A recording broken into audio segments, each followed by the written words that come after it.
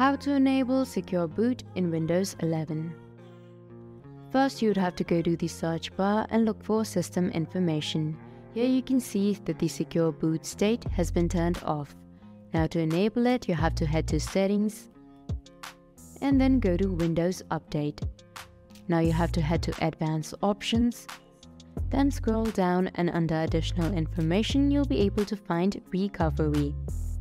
Now on this tab, you'll be able to see Advanced Startup. Just go ahead and click on Restart Now. Now on this interface, you have to go to Troubleshoot and then head to Advanced Options. Now from here, you have to go to UEFI Firmware Settings, then click on Restart. The interface might not look the same, but the process is very much similar. Now you have to go to Settings, then Security, and now go to the Secure Boot. Now on this page you have to enable your Secure Boot, but if it says something like this, then you have to switch your Secure Boot to Standard. For that you have to go back and switch it. First you have to click on Yes, then now you have to click on No. Once that is done, enable your Secure Boot, then save it and restart.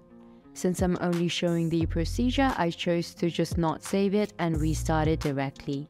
Once your Windows has restarted, you would have successfully enabled Secure Boot in Windows.